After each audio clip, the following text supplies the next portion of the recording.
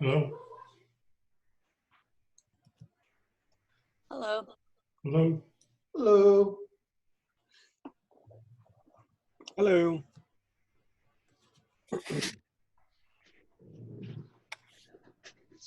Hello.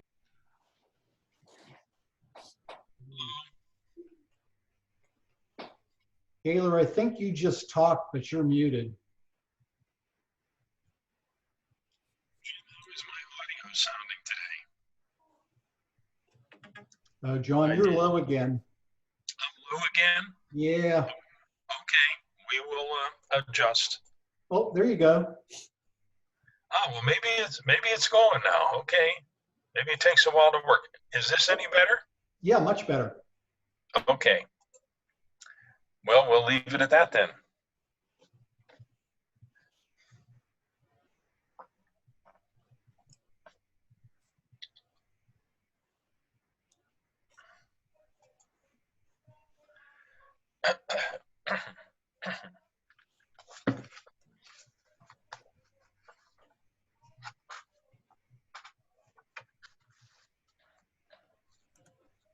Dennis, I'm looking at your background and I can't figure out what I'm looking at. Well, it's a Twin Lakes.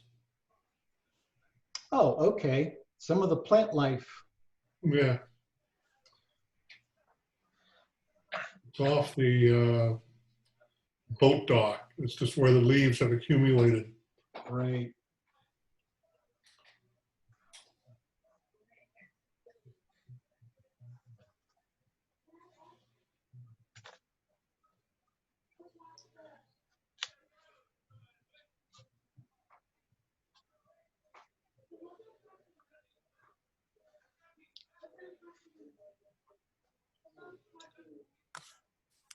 Brian working?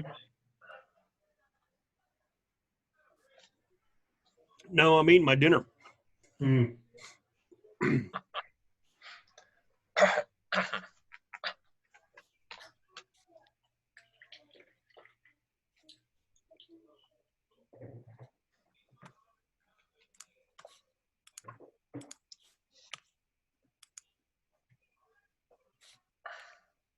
Well, maybe I'll feel a little bit of silence here with the background. Let me take myself out of the picture so you can look at the background.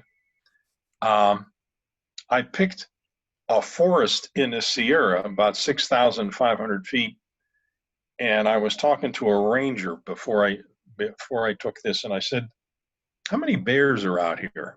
And he said, "Well, we've tagged about 200 bears."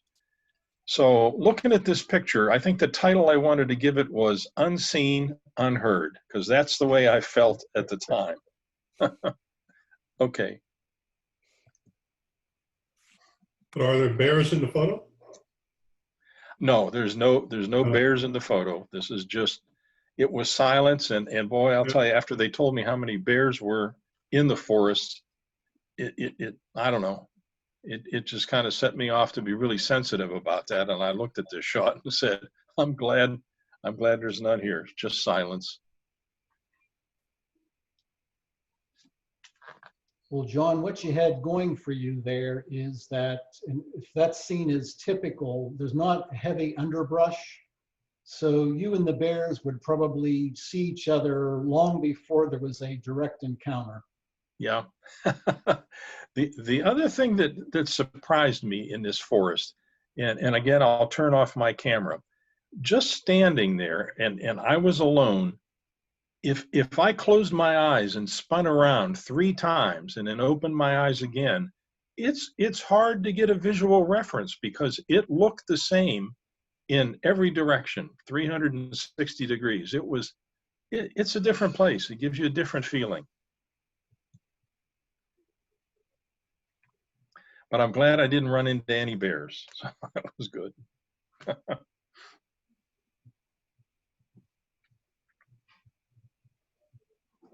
So Candace, I noticed that you've been pretty busy with the scavenger hunt.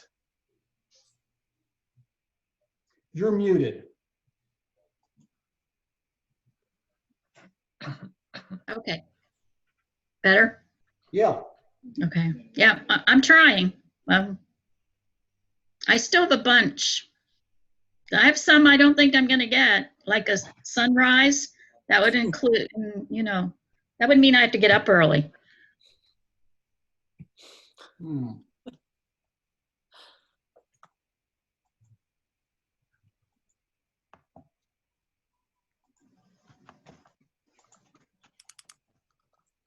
How many do you have out of the 50 so far? I maybe have half of them, but I've had family here for 2 weeks, so I haven't taken many. I was in Georgia for a week and I got some good ones down there, but since we've been home, I've been busy playing with 8-year-olds, so That's fun to do. yeah.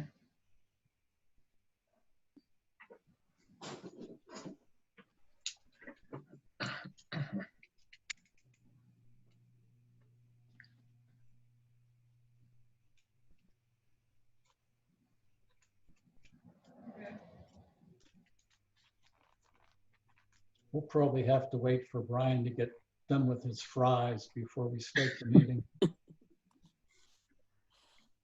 I just finished them. No, I was waiting. DL told me he was going to be a minute or two late, so I was waiting for him. He just popped on there. Oh, Annie's here.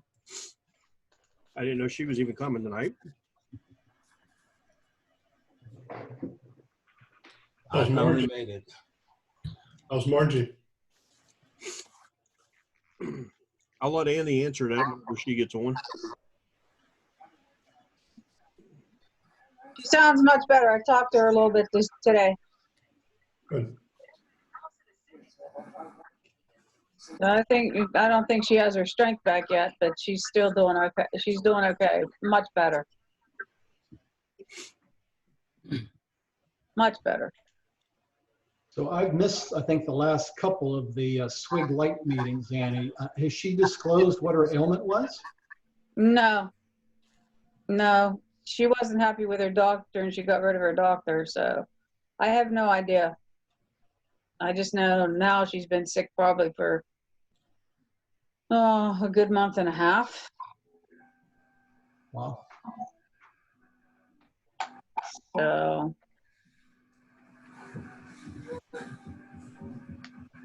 but anyway, I have some news.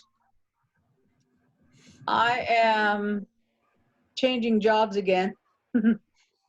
This time I am going to be the custom framing manager for Michaels in Greensburg. For who? The custom framing manager, For who? Michaels. Oh, okay. That's what I missed. Yeah, for Michaels in Greensburg. Awesome. So I'll let you guys know if I can get discounts for all of you for the club. That was the first thing I said. Cool, discounts. Yep. Yeah, Brian's known since I got the job last week. So I accepted the job. I interviewed for it last week and decided to take the job. So Congratulations. Andy. Congratulations. thank you. Good luck. Getting out of the food business. Yay! So Sunday's my last day at Red Robin and Monday I started at Michael's. Does So, that mean you're going to have to start munching on dried flowers? no, Okay. no munching on dry flowers, but I have to go to Cranberry for a week of training. I'm not sure when that starts, but because I have to learn how they do their stuff. Because let's face it, there's so many different ways to mat and frame things, so I have to go and learn what their methods and things are. So I'm excited. Cool. So Plus, they've got all the fancy stuff that can do like circles and do the funky edges and stuff yeah, like that. well, I actually have can do all of that with the cutter that I have, but I just haven't. Mm. But yeah, it's I'm going to learn how they do things. Now there's a lot of their things that they do send out to have you know, like the backer put on them, and the mats cut, and then it all gets, and then the custom frame, but then it all the pieces get sent back to us, and then we put everything together. So there's a little bit to it.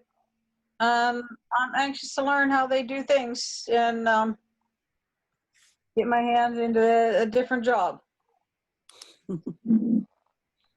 So, as you guys know, something I think I know how to do. Been doing it for a while. So, a friend of mine was retiring from there, and he recommended me for the job. He told me about the job, and he said, "You need to go apply for that." So I did. So I'm excited to start. Great. Thank you. Did you? Hey, Yeah, glad. Taylor, I've noticed that you're blending in with your virtual background. I guess so. Yeah, you like my I think card? it's a matter of like how far you are from your camera.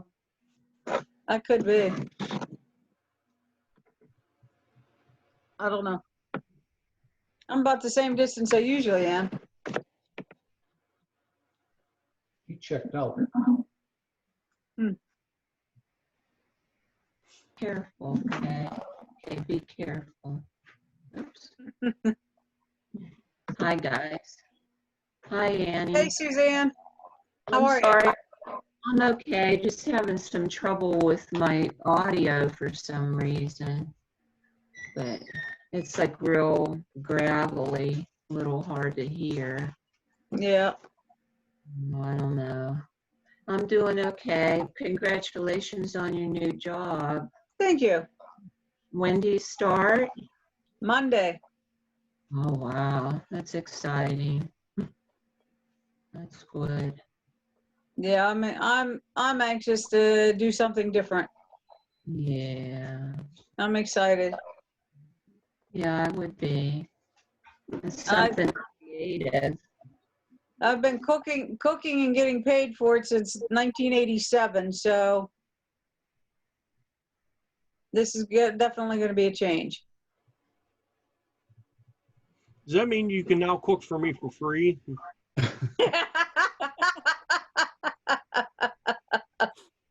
I mean, I'll give you the ingredients. Oh, okay. All right, guys. I think we got about everyone that seems to be going to join in, and we'll get started. You hiding out, and you don't want anybody to see you. Oh, I You forgot. don't think you want your truck? Hang on, I got to figure out how to turn my camera on. I think it's that button. Do meds in a little while. Hey, Brian, Yeah, after the meeting, can I ask you a couple questions for the newsletter, please? sure. It's about meetings and walks and events that are coming up that I need clarified on.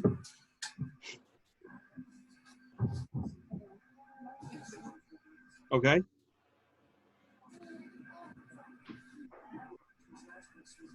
Did you want to ask those questions now or? I said after the meeting, so I'm Okay. not picking anybody up, so Okay. I was confused for a minute. that's All right. okay. I figured out how to get my camera back on, so we're good there. Oh, Rex is joining. He must have been getting a glass of wine.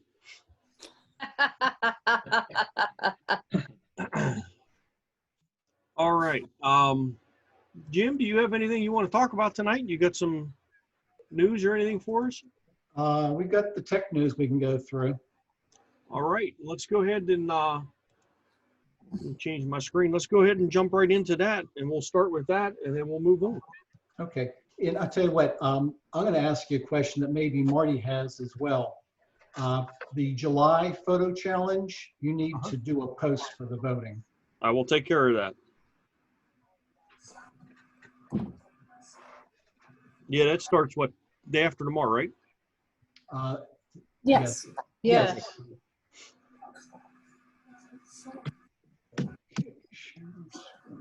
To everyone that's participating, I just scrolled down through Reddit there, and there's an awful lot of a lot of the scavenger hunt pictures are getting posted, so we appreciate that. That's pretty cool to get to see all those.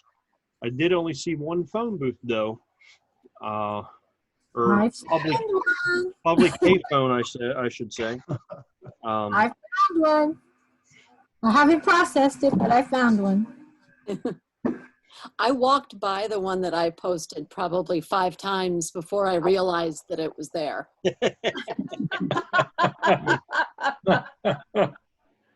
I And I'll was bet that Brian and DL can probably find it. I was on my way to Children's and I'm driving. We're looking. I go, hold on. Got out. Bob goes, what are you doing? I go, phone booth. Well, Brian, regarding the contest, not the contest, the scavenger hunt, Uh-huh. I think we should find a volunteer to hang some tennis shoes over a power line in Greensburg, so we all don't have to go down to the strip district. Hey, I haven't photographed them yet, but I walked into the Uniontown post office yesterday to drop some stuff off, and I come out the door and I look to the left, and what's hanging from the power line? A pair of tennis shoes. There you go. Youngwood. Uniontown, here I come. So there is one set in Uniontown that I know for sure they're hanging by the post office. And I think there's some in Youngwood. So Well, I definitely know they're in the strip district because I photographed those puppies whenever I was down there about a week or so ago. Yeah. So Okay. are you guys having fun with the scavenger hunt? Absolutely. I Yep. thought I would get out more, but no. A lot of mine are in my backyard. Hmm. All right. Well, so the idea of it was to have some fun. So, oh, it looks like Jim's getting in there. He's getting I ready. was just kind of waiting Oh, as go right the ahead. conversation went. Go for it. You ready for me? Yeah, sure. Go right ahead. Okay. Okay, in the news, I know we obviously have a lot of cannon shooters in the club. Is anybody using one of the 5D Mark whatever numbers? Rex does. Rex, you're probably aware of this, that although I don't think it's official, but Canon's not planning on going to the next one, which would be the Mark 5, I guess. I Yeah. heard that. I did hear that. Yeah. Yeah. As a matter of fact, we were out today all day, and my 5D was getting a workout that it hasn't had in over a year, I think. So it got a good workout. What were you up to? Oh, we were at a rally. Oh, you want to see Pence? No, the other side of the hill. The Black Lives Matter? Yeah, we were there all day. We're part of VAL, the Voice of Westmoreland, and they had to cover it. We had all 3 networks were out there, and I had a chance to speak to the one fellow from WTAE. It's very interesting. They're both a cameraman and a journalist. They do both jobs. Just like when you used to carry a camera in your notebook, Brian. Uh-oh, turn it off. That's me. Yeah, I only carried my notebook so I could write people's names down, but because I couldn't remember that for the life of me. Yeah, it was an interesting day. All 3 networks were out there. Well, I thought that rally there was only from 10 to 12. Oh my goodness. I have to stop and look at the last image that I took to see what time they finished. I think it went over that. I think it went over. I'd have to look at, I can look at my images and tell. But yeah, it was eye-opening. It was very good. It was very peaceful. And wherever you guys went today, it was a wonderful day. It was beautiful. The breeze was really beautiful all day. Yeah. So, Hey, Rex, did they Yeah. have was that rally over by the amphitheater? yeah, it was at the Robert, the Roger, St. yeah, Clair, the St. Clair Yeah, in St. Amphitheater. Clair. Yeah. Robert Shaw. Yeah, Robert Shaw. Robert Exactly. Shaw Amphitheater. Yeah, because I went down past there a little bit after 12 o'clock. I was in Greensburg. I had an appointment, and there weren't very many people there. That's why I thought the rally was over, but I had seen on the Facebook or whatever that the rally was supposed to be that one was supposed to be from from 10 to noon, the same as the Pence rally. I'll look at the metadata and see. The last image that I took was at, okay, right, 11:45 was the last image that I took. Yeah, So okay. 12 o'clock, it was out, it was done by 12. And Yeah. well, there were a number of things. First of all, everybody was extremely good about maintaining spacing. Like if you and your mate or you and your best friend that spend a lot of time together, there were people together, brothers and sisters, boyfriends, girlfriends, that know that they either both don't have something or they both do. No, the Pence rally, I think it were over 300 people. I think maybe we had 150. I'll be able to go in there and count, but they maintained very good spacing. Almost everybody was wearing a mask. It seemed like everybody wore a mask, but at one time or another, depending on how far away they were, they took it off. But dropped it down. But Yeah. all of the crews from WTAE and KDKA and the other one, they all had their masks, and they were very good about it. And even though they were doing interviews from 6 feet. The TAE guy had a tripod for his microphone, so the microphone would be like this, would slant up into the speaker, and then he would not have to be there, but he was obviously within question range. So my 5D got a major cleaning out today, so that was fun. And Lightroom, I've been spending, since we came back this afternoon, I've been in Lightroom working on some of those images, and we're going to condense them down and put them on the Voice of Westmoreland site.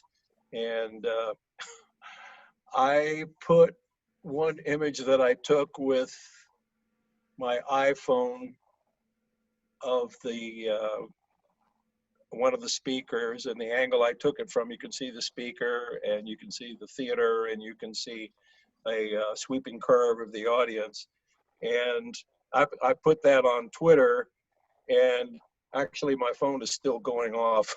I have no idea how many people were clicking into it. And most of them were nice, most of them. Good. So it was an exciting day, and it seemed to be very peaceful all over Greensburg. Okay, thanks, Rix. Sure, Jim. So the next one here, go all the way up to the top here.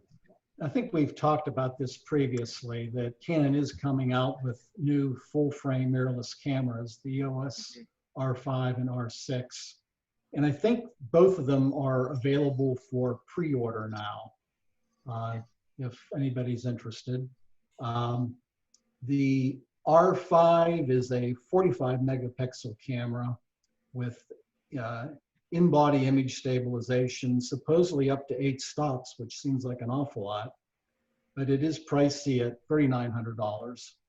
And then the R6, little lower price, less technical specs. It's 20 megapixel, but it comes with the in-body image stabilization. It's around $2,500.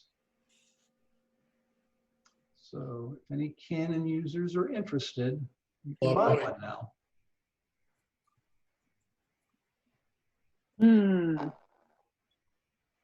And not to be outdone, Nikon has announced their new Z5, which is more of an entry-level full-frame mirrorless. They came out with the Z6 and Z7 maybe a year or two ago. This one comes in at, well, it's certainly not cheap. It's $1,400 for the body. It's a 24 megapixel image or sensor. And it also has in-body image stabilization. So they're all starting to put the stabilization in the bodies now, like Sony does. Yeah, that seems to be a trend. And Fuji just started that with their X-T4. I really think that is the greatest idea. I mean, it takes a lot of engineering and engineering cost out of the lenses. Yeah, I agree.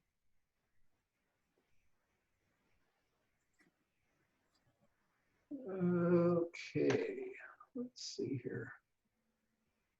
And again, I really don't have any information on this, but Sony apparently is coming out with an A7S III. Actually, I guess it happened 2 days ago. So this article doesn't really tell you a whole lot about the specs themselves. So nothing to report unless there's a Sony user among you here that wants to comment on it.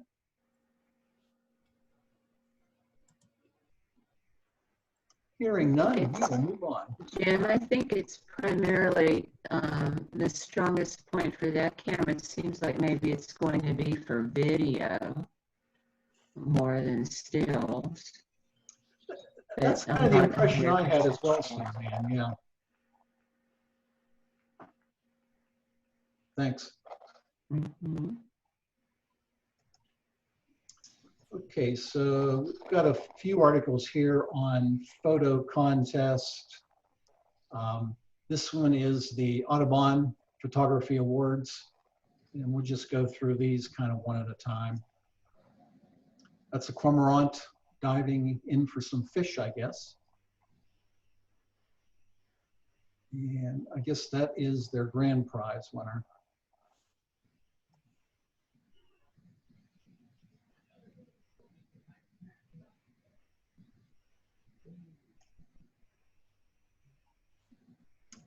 And it doesn't tell you what type of bird that is, but obviously he's puffed out his chest. Must be a mating call. Oh, I'm sorry, frigate bird. Oh, wait a minute. Get down.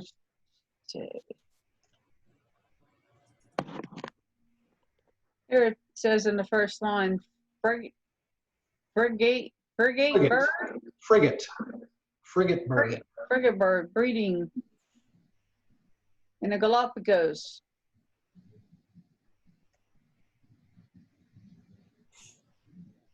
It almost seems like his chest sac is backlit to a certain extent. I mean, actually through it, as opposed to just the rim lighting. Mm-hmm. Neat. I don't know what their definition of an amateur is, but there's the amateur winner. That's a cool shot. That's a pretty cool view. Let's see, what is this? Bare-throated tiger heron. Okie dokie. I don't think we have those in Western Pennsylvania. I don't think so. I haven't seen one. Nope.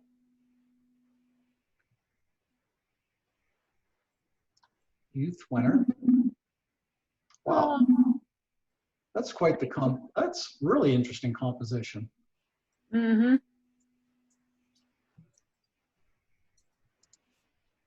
Kind of looked like a relative of Big Bird. Yeah, that's really cool. That's neat. It doesn't identify the type of bird, but I guess it doesn't really matter. It's remarkable looking. Scroll down a little bit. Maybe it was further down. Oh, I'm sorry. Maybe this is it. Yeah. Northern Jacana. Yeah.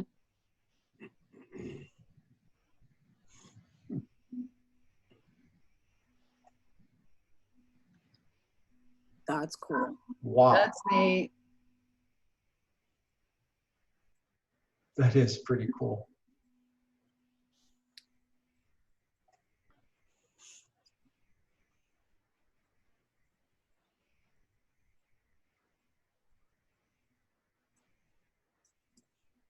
Pretty neat.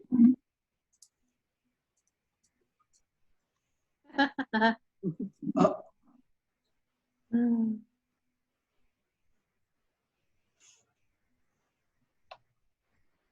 The headless bird. Looked like he stopped for a drink. Yeah, apparently, yeah. Let's see what it says. Well, you're right, Rex. The plant holds rainwater.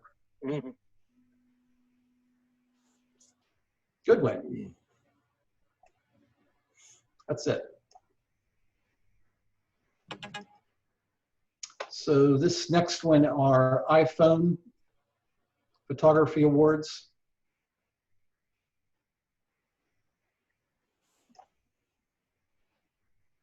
Oh, that's cool. That's pretty nice.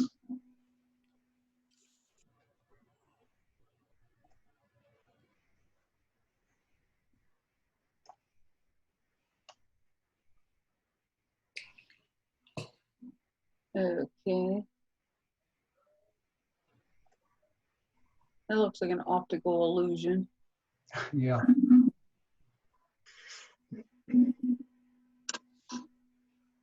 You know, when you think about it, it's kind of interesting, the timing of this one, you know, who knows when the photographer got on scene and decided that's the photo they wanted to take, but the fact that the guy's literally halfway through painting the tops of those blue stripes makes it interesting.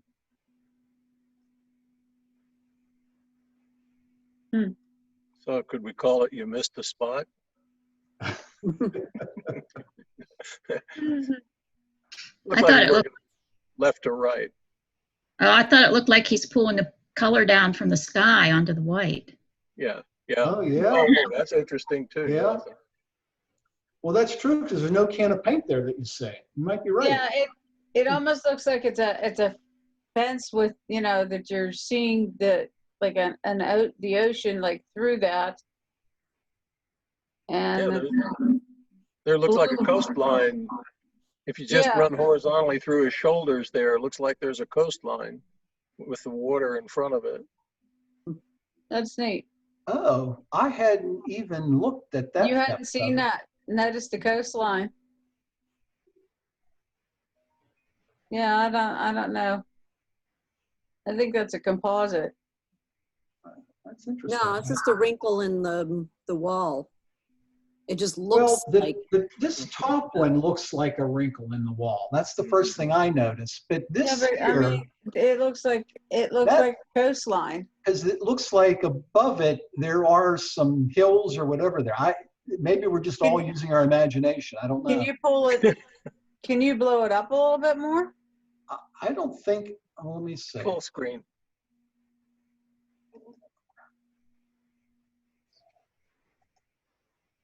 Yeah. Oh, yeah. Oh, I think it's just the way the wall is, and it just makes it look is the like wall. way. Yeah. It just makes it look that way. Yep. Mhm. Interesting. That's neat. Huh. Okay, let's see here.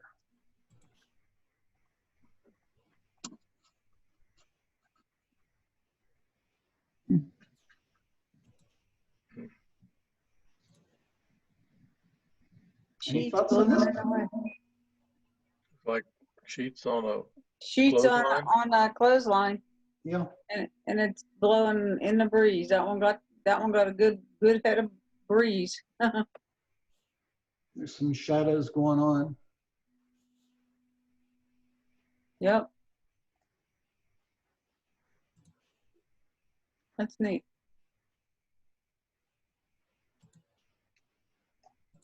Oh, I like that. That's nice. His face almost looks, He moved his head. is it a reflection or? No, he moved his head. Oh, you Like a think he slow- moved his head during the photo? Yeah. That's what it looks like. Or it's double Ah. exposure. This is the second nose here, Mhm. Yeah, in his beard, if you will. he had his face forward and he turned his head sideways. I'll be Slow damned. motion.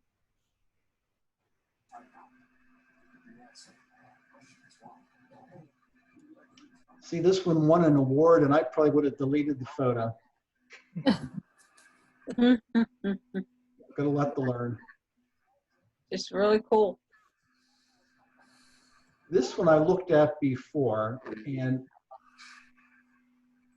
it doesn't tell you anything about it. It doesn't even tell you location.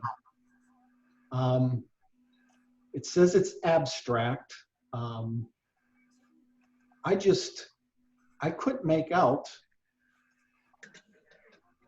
what it is we're looking at. It looks like it maybe is an aerial shot because it looks like there's shadows under all of the yellow type things, but Yeah. You know, let me see, am I on? What's confusing to me is there is a set of really three long shadows up here, right there. And I was wondering, I don't see them consistent with other shadows that appear to be aimed a little bit further down, like to around the you 5 o'clock position or something like that. you know what, Rex, even though I understand why you thought those were shadows, there's other markings similar on the photo, maybe not as long and is not as dark, but I think that's Right. something else. I don't think these are shadows. You see these other markings along here? Yeah. If you look closely, they're footprints. That one, like, This one here? yeah, that's looks like It a looks like, shoe. it looks like a little bit of a tread. Yes. Mhm. Yeah. I think it's So, double exposure. Zoom in, get a closer look. You have all over your face. Hey, a little bit of wipe and wipe your face. Here, in here. Or get the washcloth and wash your face. Use the washcloth.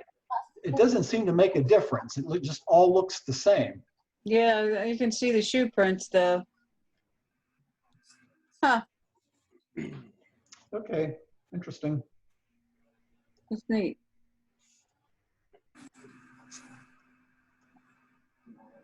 It does what it's designed to do.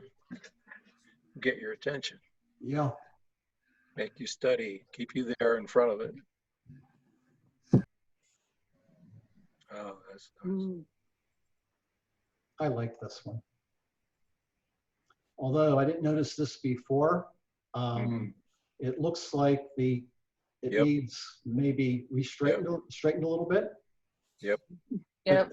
I mean, regardless though, it's that horse's eye just peeking out there from the back. Mm-hmm. I mean, black and white is a good choice for that one too. Yeah. Did it say where it was taken? Iceland.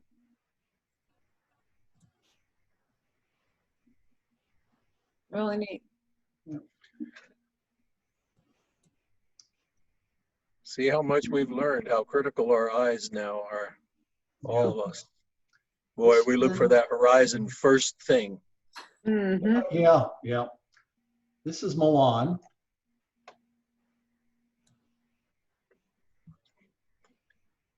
I don't know if that's a drone shot or a building next to the cathedral or on the cathedral. From the roof. Interesting viewpoint. Well transformed. It looks like it was a transform. It's What do perfect. you mean by The that, lines, Max? the lines are perfectly vertical and the converging lines, Okay, gotcha, vanishing lines.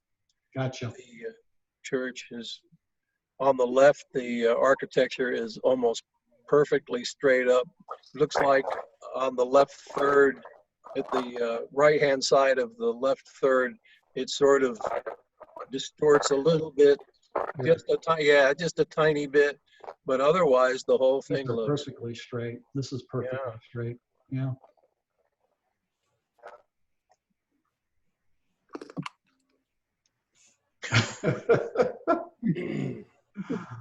A face full of cotton candy.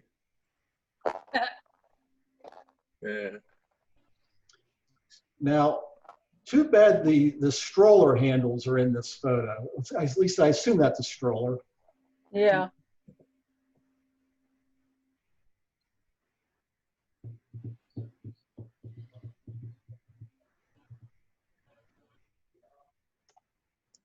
How about that one? I think this is what I would call a teaser, because the idea usually is not to place the subject of interest smack dab in the center, but this is flying in the face of the rules of composition. Well, and this would be a flower unmacro photo. It breaks the rules. I think you'd almost make the title "Breaking the Rules" to me. It's right smack dab in the center, almost. So, Rex, do you think it would have been better if there was a second one and it looked like a pair of eyes staring at you? No, he or she did exactly what they wanted to do, and that's up to us to decide how we like it. You know, do we move on to the next one, or do we spend time trying to figure out why he or she did what they did? I don't like the little orange thing up in the top right corner. Yeah. Whoa, Brian's patrolling the edge. And there's another one in the bottom right-hand corner. Whoa, look out. All right. Okay, well, as far as differences, so what about the stem here? Would you do that one? Anything with that? I like that. Doesn't bother this me. This little leaf here stands out. Yeah. There's the white mark on the bottom left side, left corner in the bottom. This one here? That one there bothers me. Yeah. I think the longer ones kind of make your eye look at the flower. Yeah. Yeah, the other ones don't bother me at all. No, but the orange ones both catch my eye. Well, and that white one. I think it's unique, but to be honest with you, it bothers me looking at it. And that's what I meant. I don't want to look at this. It looks like somehow an intro to some sort of horror story thing. There's a transition point. That's probably the one that they'll print in like a 80 by 80 and put on a museum wall, and some idiot will pay $4 billion for it. Yeah. Well, it creates a lot of drama when you look at it. Mm-hmm. I don't know if drama would be the word I would use, but it. All the discussion we have is pretty dramatic. Yeah. We're nitpicking little corner things when the image itself really draws you into whatever it intends to be. It's up to you to figure out. Yeah. All righty. Dennis, did you take this photo? No, but a lot of people have. Cool. Love to go there someday. Antelope Valley, is that Antelope Valley? Antelope Canyon. This says Marble Canyon. I bet it's similar though, it looks like in its features. That's neat. That's the wave. Yeah. It's pretty cool.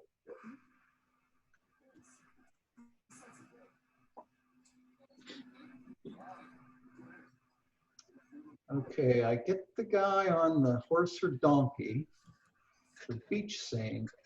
Oh, that's somebody in a, what do you call the parachute ride? Yeah. Yeah. Sky kite. Thoughts on this one?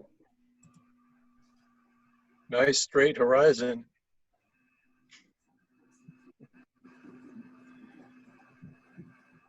Corner of the rope goes out of the picture, but doesn't bother most people. There was a term.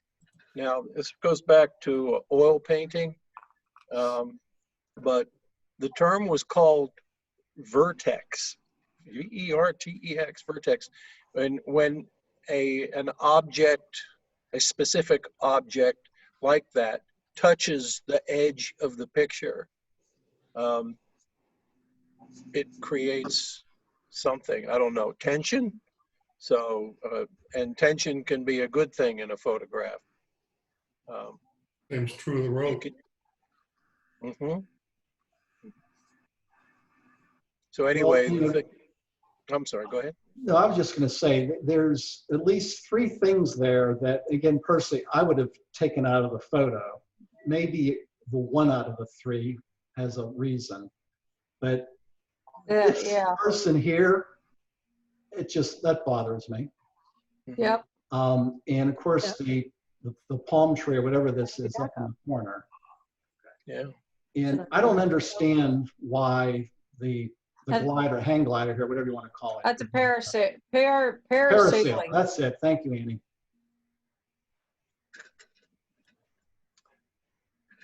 There's just too much going on there. But maybe that's the purpose of it. But the whole context of a cowboy and a horse twirling a rope on a beach makes no sense. Well, at least that makes something interesting of it, though. It does. Now, was this taken in Mexico, I'm going to presume, from the guy's sombrero? Cancun, there you go.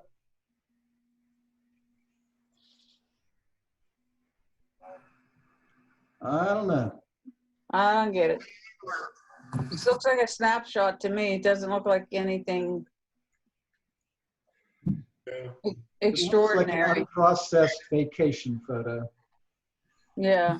I mean, to me, it just doesn't look like anything extraordinary that I would call it a winning shot. Somebody liked it. Yep. That's, I like that one. that one looks cool. Yeah.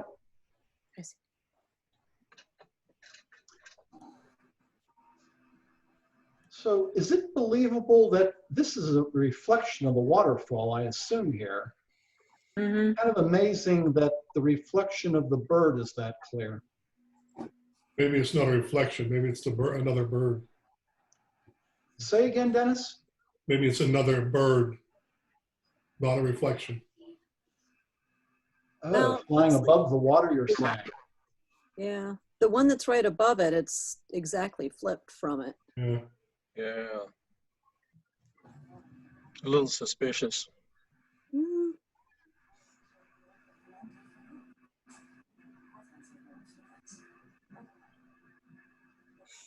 Yeah, I don't know. It doesn't look real to me.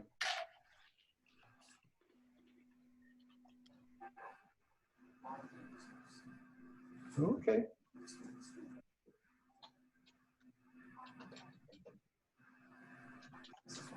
Well, too bad Melissa isn't on the call. This almost reminds me of her flame photo.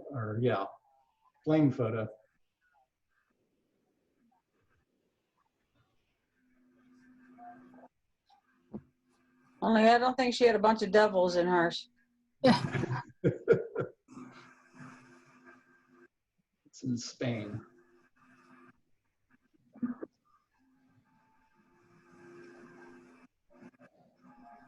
Hmm.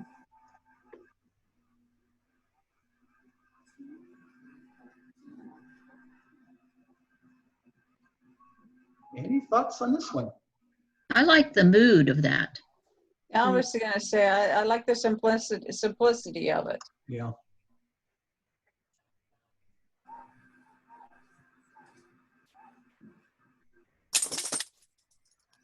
The fog coming in off of the ocean. You know, it gives a soft background, and then just a sense of a little bit cool. That somebody is out there enjoying the ocean early. That or it's about Fog and windy back day, up and which head is an home. odd combination. I So said either foggy that or and windy it's about day, time which to. is an odd combination. What'd you say, Brian? Said it's either like you said early in the morning and someone's taking advantage of an early morning, or the storm's coming in and it's time to start packing up and heading home. Yep. Oh, so maybe it's not fog, but storm. Okay, that makes more sense. Could be either one.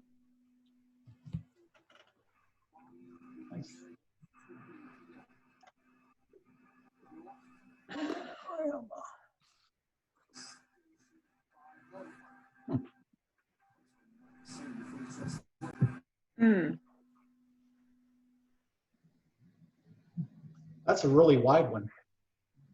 Mm-hmm.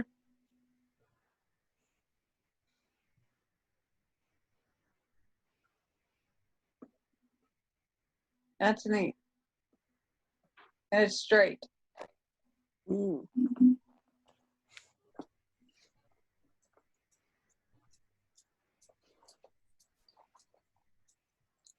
Peru?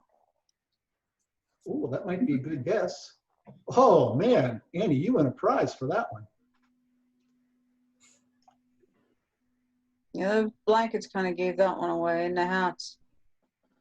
I like it.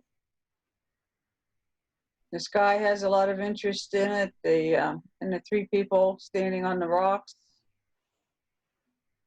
I like it. Yeah.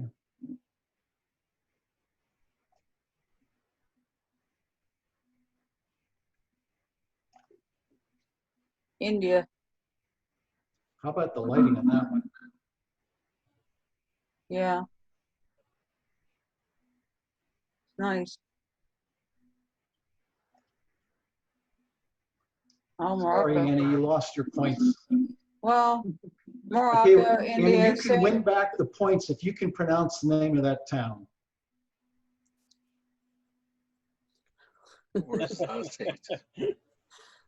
Nope, time's out.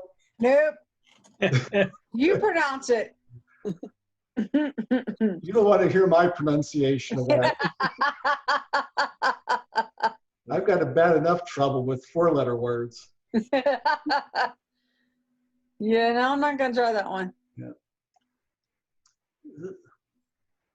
Well, all three of those are nice.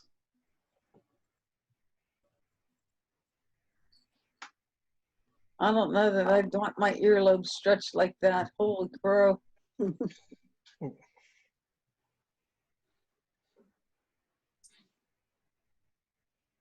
Here we go. This is interesting. Yeah. So neutral. Still life. Meat market. Yeah. This lady's ears looked about the size of those sausages hanging there.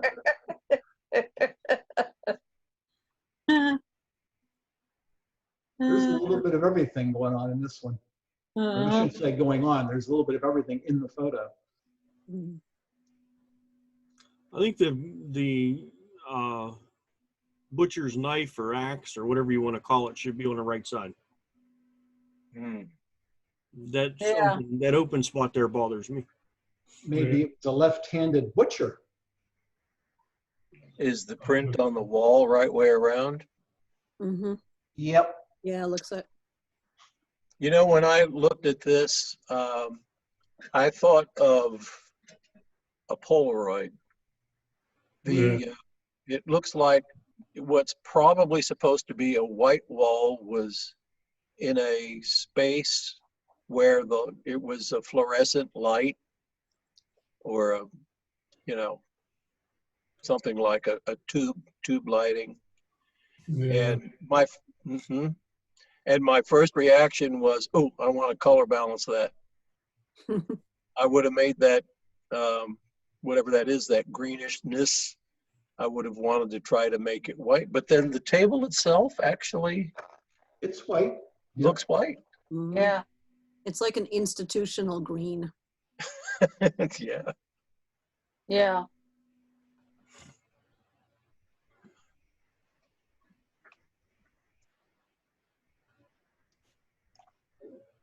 That looks like That's fun. pretty. RV park, Yeah.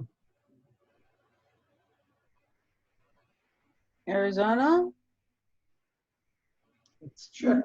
See if you can win back some of those points. Italy. Italy. Whoa. Wrong continent. Wrong side of the world. Yep.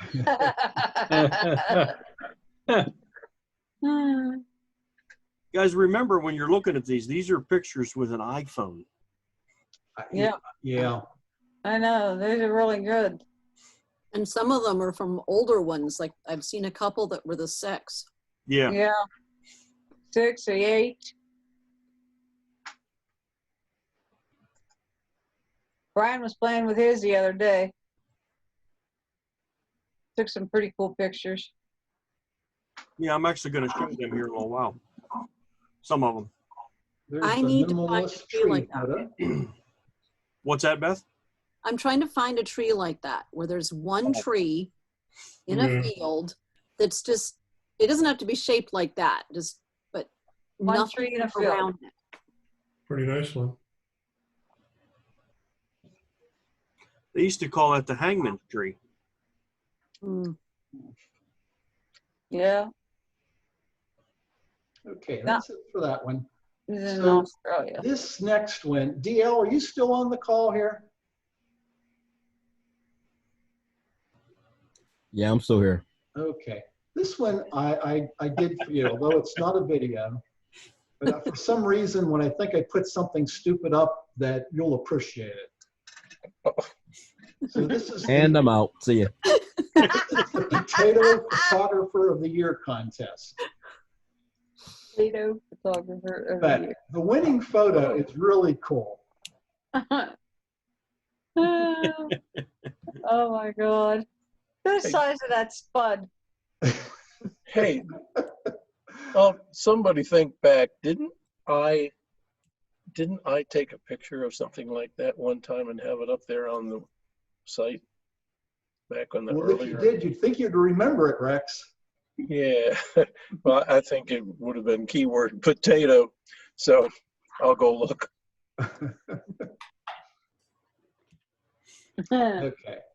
Yeah, I thought that was kind of cute looking. I think that's a kind of a funny about the COVID and everybody in their haircut. Yeah. Yeah, well, the title was End of Lockdown. Yep. Even a potato needed a haircut. Oh, would you believe I found it that fast? Okay, so Brian, I don't know if you've seen this or not, and I don't know if it would apply or help our Reddit site or not, but this support for photo galleries, are you familiar with this at all?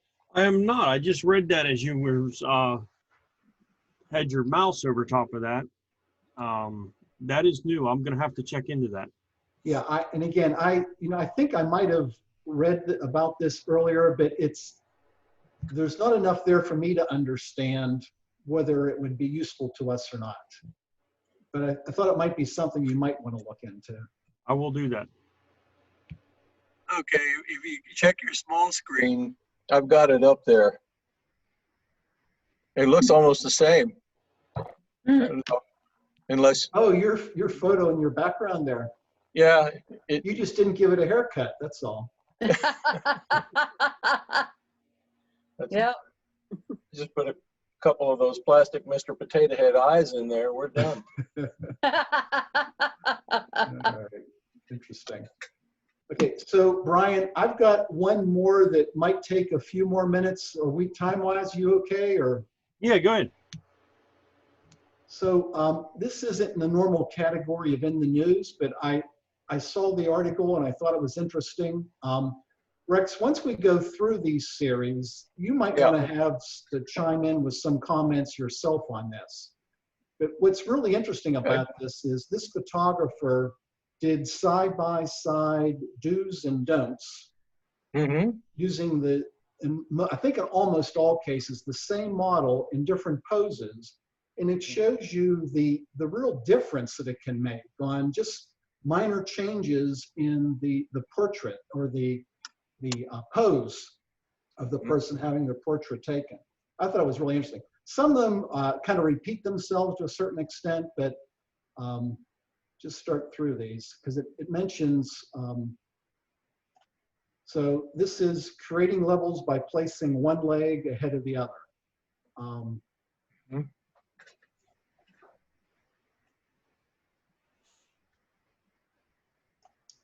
Practice in front of the mirror to feel the level indicated for you. This primarily, I think, is maybe the tilt of the head. Yeah, that's right. Make triangles with your body.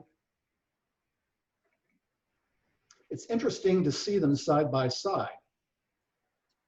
Well, remember one of the mainstays is if there's a joint, bend it. Look at that guy again. Yeah, well, that's what they're saying, making the triangles. Yeah, exactly. Because if there's a joint, bend it. Yep. The elbow, the knee.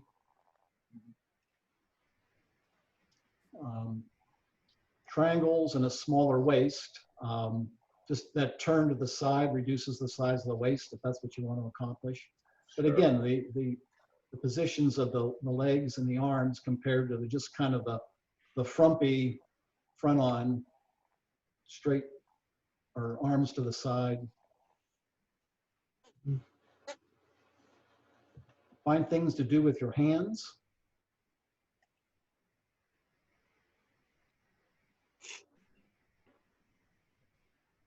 Tilt your face slightly. Just touch something that's around, in this case, the balcony.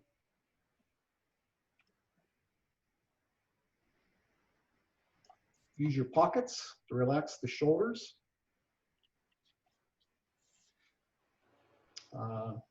Bring couples closer together and create triangles.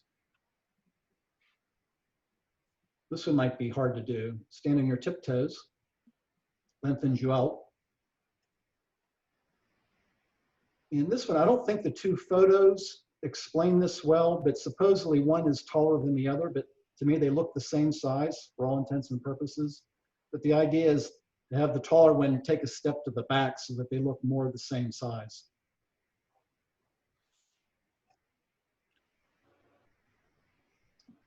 Tilt your body to the side. Taking a step to create the look of movement. And that's it. So Rex, I'll let you take over. Any comments? What am I going to do?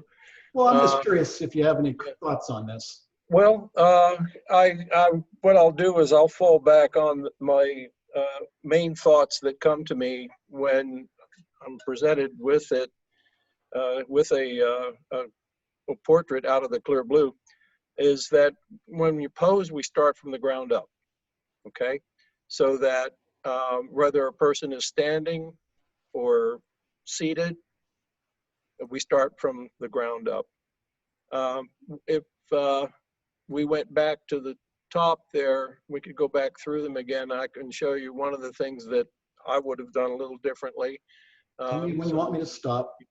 Now, actually, you could start with that one right there. The next one down, the one, come down one, go back down one, just that. Now, right here, one of the things I would have done, now, with respect to the fact that what this person was doing was showing you a specific area of the body, my tendency would be to be thinking for the whole thing. And that would be like hurt on the far right, on the right one, on the one on the right. I always like the chin to move towards the left shoulder when she's looking in that direction. When she's looking to our left, to move her left to the left shoulder, okay? So in other words, just turn her head so she's looking at the camera. You want her to look but towards her here, you're chin, saying? yes, her chin is over here on the right, left, her left. Yeah. But her eyes stay on the camera. And I mean, I can show examples of that, and it really works. It really works. To me, it's sort of like I caught you. You know, when if you'll see some of the poses that I've done with the seniors, that it's a very effective pose. But anyway, it's chin to the left or to the right with the eyes on the camera. And of course, a 3/4 left, 3/4 right is always more slimming than straight forward to the camera.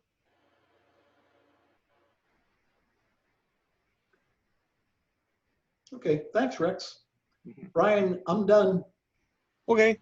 Let me get this back to you if I can figure out how to do it.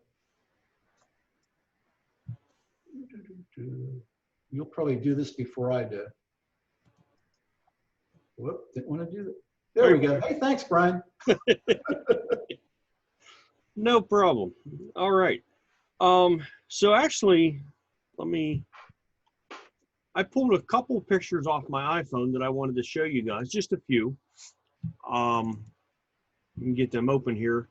And these are unedited, untouched, just pictures that I shot with the iPhone. So if they're crooked or not exactly straight, don't kill me on that, because I haven't done anything to them. They're just pictures I shot when we were up at Erie. Let me share my screen now. How many of you went to Erie? Annie and myself. Oh, okay. Okay, we had a good time. We had a good time, but it was extremely hot. So this is, as Dennis pointed out, one of the lighthouses from up there. It's called the North Pier Lighthouse. Is that right? I don't know. Something like that. I think that's what it is. But I did read at another place that we were at, this is the only one of these left in the United States that's made out of this, made in this construction out of cast iron. The iron for this lighthouse was cast in France and shipped here to build this lighthouse, and that's the only one left of its kind in the country. Roughly how old? In the 1700s, 1800s, early 1800s, I believe it was. Yeah. But anyhow, just some guys fishing. I liked how they all kind of congregated in the shade there, and I understand why they were in the shade, because it was hot. Yeah. Was it? I think I think that my shoes were melting at this point by the time I got to there. It was pretty hot. But anyhow, you guys seen it. You've seen it before. I like the little sailboat in the back here. I wish he had his actual sails up, but it is what it is. Yeah. Again, iPhone picture, unedited, just a picture off the iPhone. And I walked out towards the beach at one point, one of the few places we got to get near the beach. And if you look right here, this is a dog in the water. They were throwing some kind of frisbee way out here, and that dog was going and getting it and returning it. But Yeah, there weren't too many chances to get close to the beach. That place was wall to wall people. yeah, it was busy. That's not good. It was really busy. So there's there. This is the other one of the other lighthouses. Dennis, this is the one that you shot with the fence line from the other side. Yeah. We ventured around to this side and I photographed it. Just a neat light. I like this lighthouse. I think it says 1872 on there. I think that's what it is. Yep. And again, just an iPhone picture. These I haven't even downloaded the ones off my camera yet. I haven't had that chance yet. And this is the other lighthouse, Dennis. Yeah, we didn't see that one. This one is the Erie Land Lighthouse. So it's not actually on the beach or out on Presque Isle. It's actually on Erie Land. And you got to kind of go through the neighborhoods to get to it, to find it. It's a neat lighthouse. It's the third version of it that's been built there. The first one was tore down, the second one was tore down, and then they built the third one. They built the third one. Yeah, it is actually in Erie itself.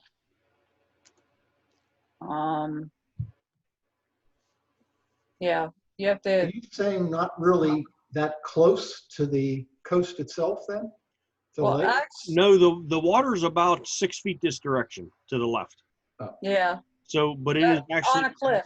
Yeah, it's on a cliff along the water, but it's not on like Presque Isle or anything like that. It's not on the extension out into the water, but it is along the water.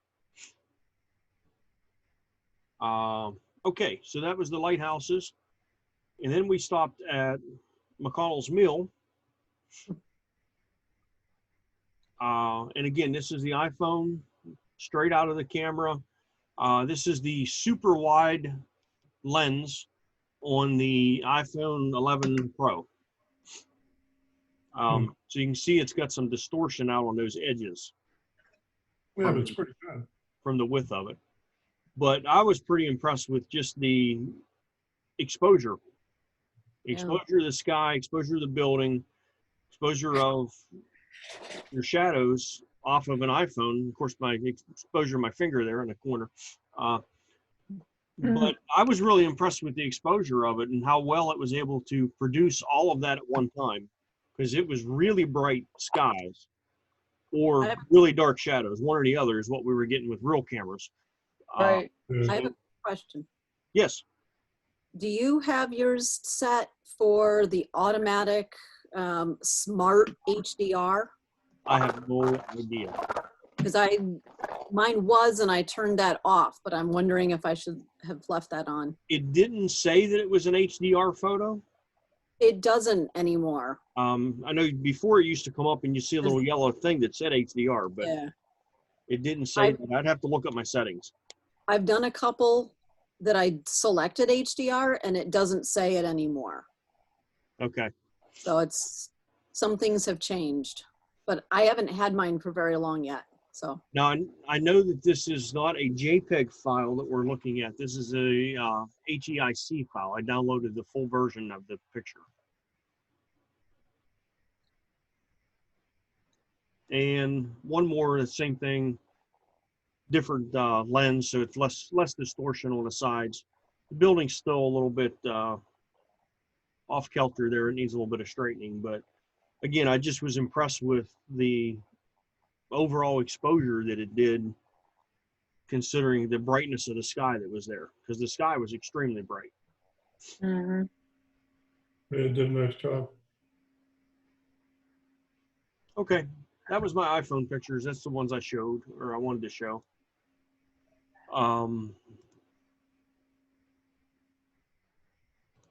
Here is I'm going to show this right here. This is a list of lighthouse map legend. There's 28 lighthouses that go down around across that border from up in Ohio, up a little bit beyond New York down to Erie, with Presque Isle and Erie Land being the last two in that group. So the Barcelona, isn't that's the that one no lighthouse? No. Well, what was that? What was the one? Barcelona's up towards New York, actually. Oh, okay, that's right. On the map. I have here's the full map. I was gonna say you took the full map. Yeah, so Barcelona was this direction, going up the coastline. But anyhow, I thought that was pretty cool. We had a good time. Yep. I did find out, Brian, that another friend of mine, he lives in Indiana, was at Lake Oh, shoot. What was the first lake we stopped at? I don't know. You're not going to know the name of it. Oh, crap. Anyway, he was up there at the same time. Huh? Wilhelm. Will. Wilhelm. Anyway, he was up there at the same time we were on Saturday, and he got pictures of ospreys and eagles. We were in the wrong spot. If I'd have gotten a hold of him, we could have gotten pictures. Well, we most certainly didn't see any where we were at. I know. Well, he goes up there quite frequently. He sent me a text message yesterday, and found out he was up there at the same time we were on Saturday. And he said, next time you're heading up that way, he said let him know, because then he'll show me where the places are at. Okay. So one of the other things that I noticed is that and Melissa wasn't with us. Last time we went out to Ohio, Melissa was completely infatuated with taking pictures of frogs. We had to have seen 9 billion frogs. Yeah, oh my there. God. It's like, but they would not stay anywhere where you could take a picture of them. As soon as they either seen your shadow or your movement, they were gone. But literally along the pier where that first lighthouse was that I showed, and anywhere we stopped where there was any kind of water at all, there was a frog everywhere. Frogs, bunches and bunches of frogs. But we couldn't really get to see any of them. Almost every single one of them jumped underneath the water and didn't come back up. So we definitely knew they were there, because they were jumping. Yeah. But anyhow, it was interesting. We had a good time. It was busy up there. Annie, your desire to get osprey photos, particularly Mammoth, but occasionally Twin Lakes, you'll see osprey there. Is there an osprey in Twin Lakes? Yes. Once in a while. Now, well, I don't know where the Twin Lakes osprey lives, because you don't see it that frequently, but at Mammoth, it's frequent you'll see the osprey there. Okay. And I know there's a pair, because you'll see 2 of them occasionally. Well, I know there's one at Donegal Lake too, but the problem with the one at Donegal Lake is where the nest is. It's not accessible. You can't really get down there to see it. So unless it's flying, forget it. You're not going to see it there. But I did know whenever I stopped at Lake Wilhelm, I know that there's eagles up there, and I know there's ospreys up there. And I have a general idea where they usually are. I know where I saw them the last time I was up there. But there were so many boats out on the lake that the area that I had seen them before, they were hiding. They were absolutely hiding, because there were people, all kinds of people on the lake. And I mean, we're talking between 8 and 8:30 in the morning that we were up there. It wasn't even that late, because normally they disappear around 10 o'clock in the morning. They're usually out till about then, but because of the people, they were gone. They were hiding. Yeah. So it just wasn't in the right spot. We had a good time, but like I said, it was pretty hot up there. There wasn't a whole lot of air moving around most of the stops that we made, and there was just a huge amount of people. We literally had to wait in line to get on to Prescott. Well, Yeah. Yeah, it was crazy. Yeah.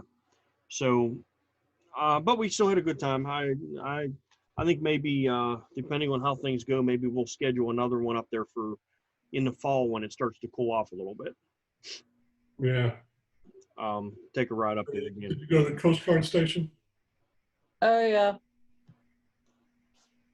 We were down by the Coast Guard station. There, just like I said, just too many people.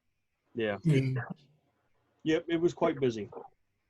We did see two herons, as they flew away. Right. And at one point, we watched upwards of about 300 motorcycles leaving the Prescott. Yeah. Yep. There was a huge, must have been either a poker run or a rally or something, but there was a lot of motorcycles. But anyhow, I want to show you a couple pictures. Once I get some stuff on my computer from my other camera, I'll show those again at some point. Yeah, I got a photo I want to show. Go right ahead.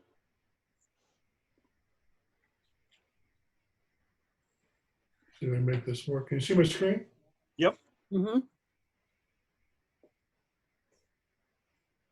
Oh, Anybody know what that is?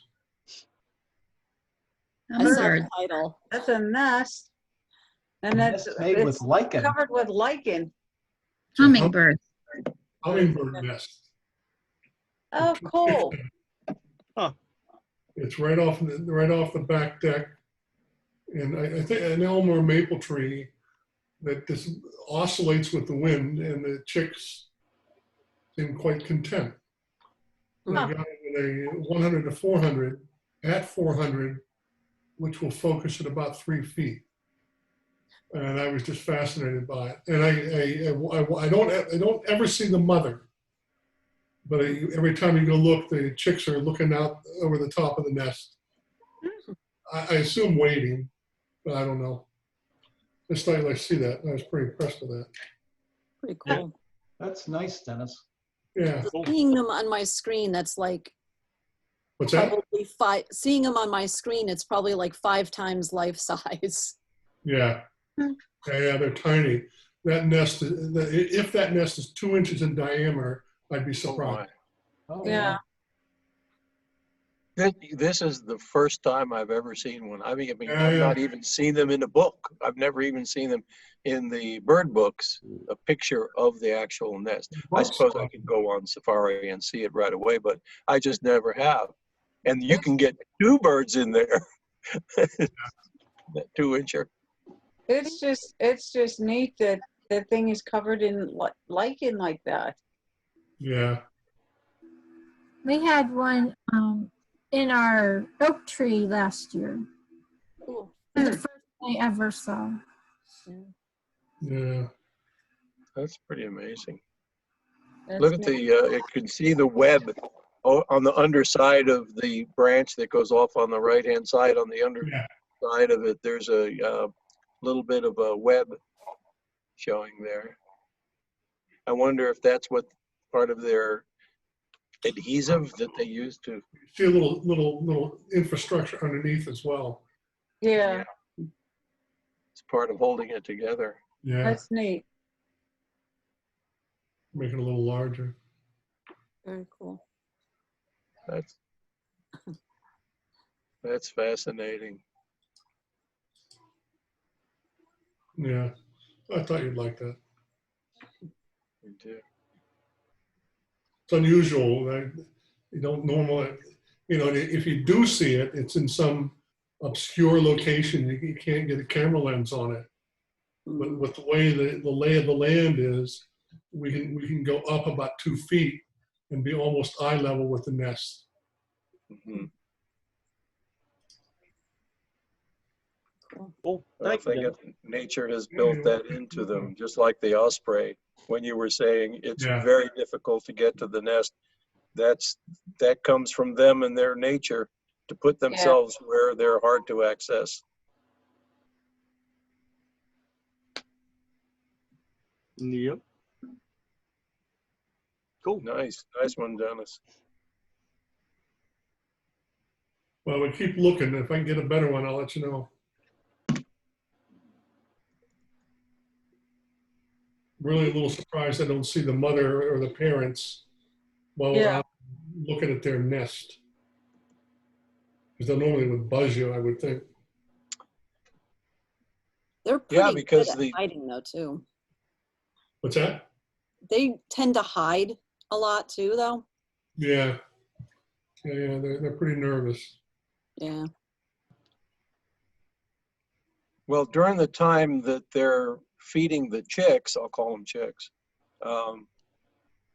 you would think that the air traffic would be a little bit denser. You would think, and that's not the case. Yeah. So either that, they're waiting for us to go away, which is likely, or they're coming at morning or evenings when we're not around. And their behavior, I guess, it just varies from one to the other, because sometimes they'll come right up to you and look you in the face, Yeah, and then they'll fly off. yeah, the males in particular. Hmm.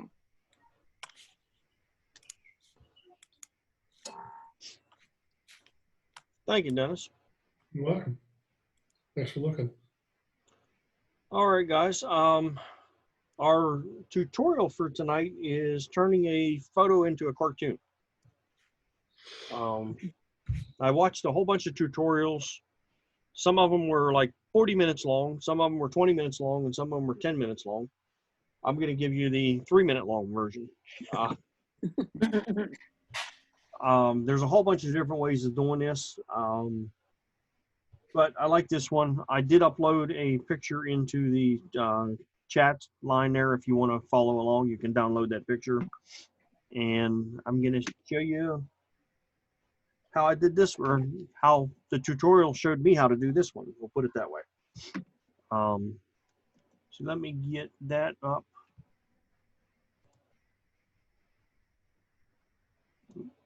Sorry, I forgot to remove the work that I already did. Okay. All right, let me get this screen up here for you guys to see. And do you see my, I don't know what it is. Photoshop, that's what it is. You guys see that? Yep. Yes. Okay. Okay. Yep. All right, so we're going to turn her into a cartoon. Okay. I uploaded, and like I said, that picture's in the chat room if you wanted to grab that and follow along. And I will post this video tonight after we're all done so that you can check the tutorial out on YouTube. But basically, we're going to start, and as always, when we work in Photoshop, it's always best to start by duplicating your bottom layer. And so we're going to do that with a Control or Command J. Oh, it helps if I'm actually in Photoshop. There we go. Control or Command J, and I'm going to get a duplicate layer. It says layer number 1. And on this particular one, I'm going to rename that to main, just so that when I get a second layer in there, I know what it is. So we're working with the layer main. And we're going to go up to our filters, and we're going to look for a filter gallery. So the filter gallery will pop up, and it of course popped up on a different screen. Let me put it over here for you. It's over here, and if it's closed like this, we're looking to open up the one that says artistic, and we're going to go to poster edge, and we're going to put in specific numbers for this. So in this case, I'm going to do 10. In the edge thickness, in the edge intensity, I'm going to do 10. And in the posterization, we're going to do 2. We're going to leave that at number 2 and just click OK on that. Can you go back? What were those numbers again? The numbers were 10, 10, and 2.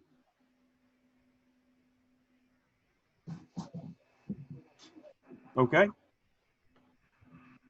All right, so after that, the next step is we're going to go up to image on our file, and we're going to go to adjustment.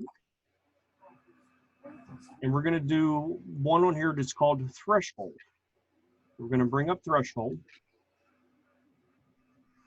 And again, that popped on the wrong screen, so there it is. And in threshold, we're going to change the threshold level to 49. And click OK.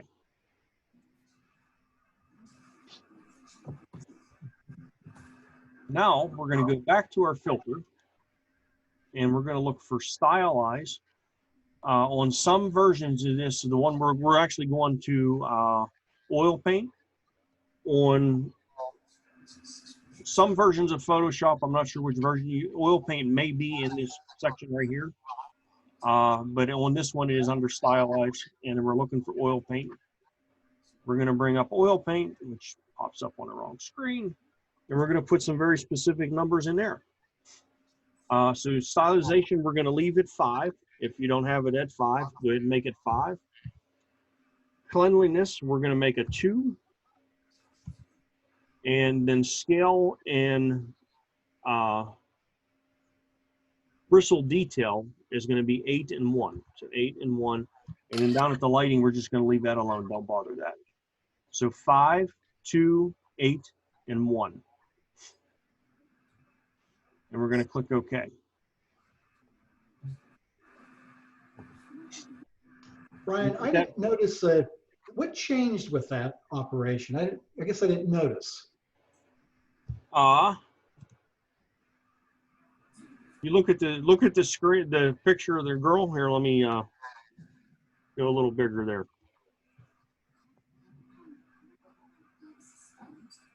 See all the? Oh, okay. That's the oil paint part.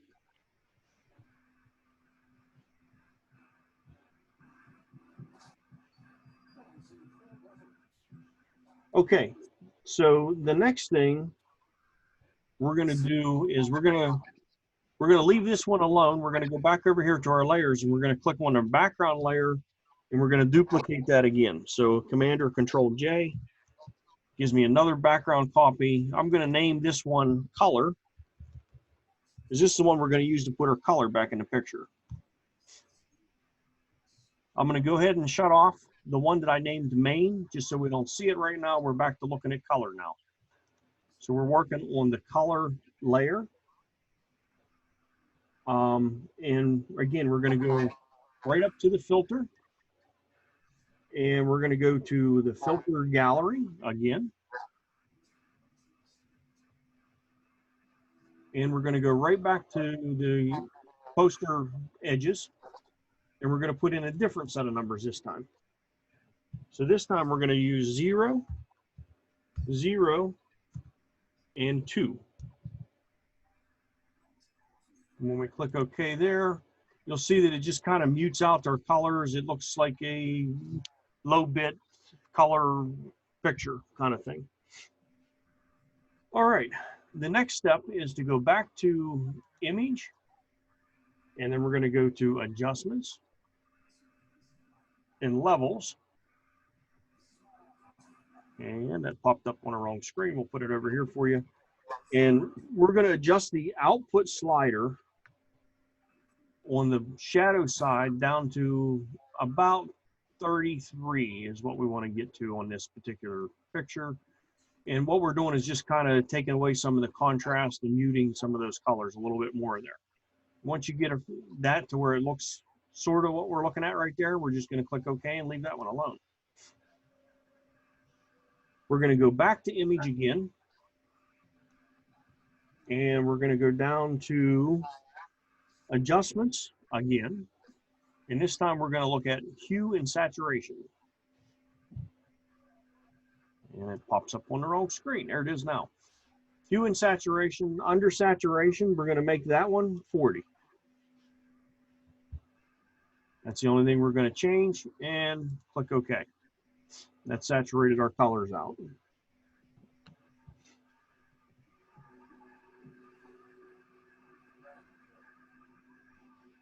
Okay, so now we're going to go back to our filter, and we're going to go do the oil paint thing again on this one with a different set of numbers. So we're going to go to Stylize, Oil Paint. That's going to pop up, and we're going to put some different numbers in here this time. We're going to stay with a 5 in the stylization.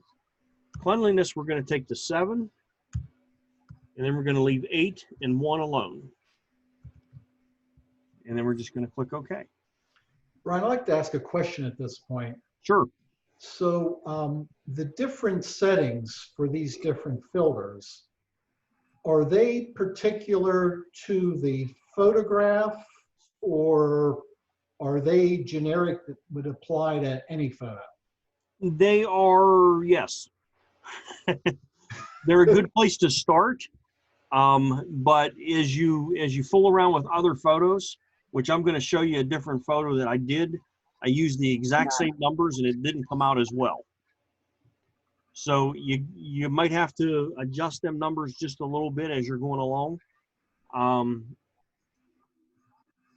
And try it multiple times until you get what you're looking for. I didn't find them to be universal, but they're close. And I'll Okay. show you the other picture when I'm finished with this one. All right, thanks. Oh, I can see. Now I don't know what I did. Okay, so the last thing we did was the oil painting, and we did the 5, 7, 8, and 1 as our numbers. So now we're going to go back over here. We're going to go to main and turn it on.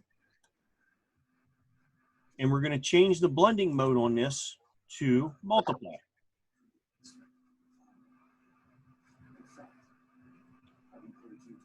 And then we're going to do one last step. We're going to make sure that we're working on main. We're going to go up to, or actually we're going to go down here, I'm sorry, to a layer adjustment. And we're going to go to levels. And on this one, we're going to adjust your shadows and highlights on the histogram part. We're going to bring in here on this particular picture around 30 or so, works pretty good. There's 32. And then we're going to bring the highlights down a little bit and get them down to around 217, 215, somewhere around there. There's 216. And there you have it. What was the name of that last step? That was a layer adjustment. So it's down at the bottom in your layers panel. Okay. There's the little half and half circle. Right. That allows you to get to the layer adjustments. And we just put a levels on there. Levels, that's okay. Levels, yep. And there you I have had it. it backwards. I had it backwards. That looks cool. Could you go back to the, I don't want to say the first step, but the first step that resulted in something that looked like a drawing?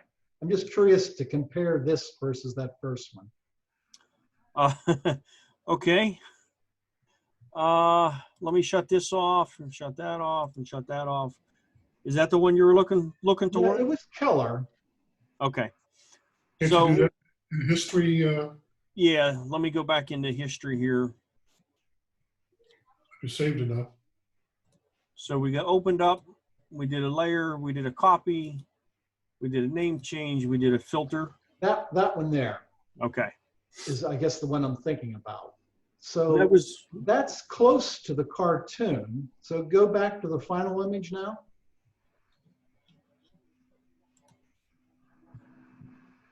Okay, so it definitely enhanced it. yep. That's pretty cool.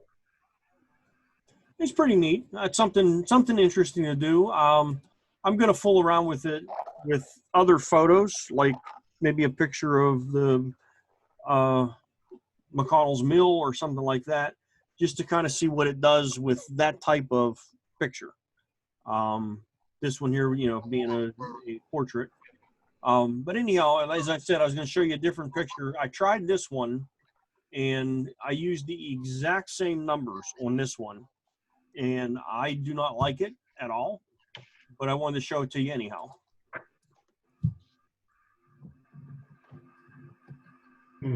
Yeah.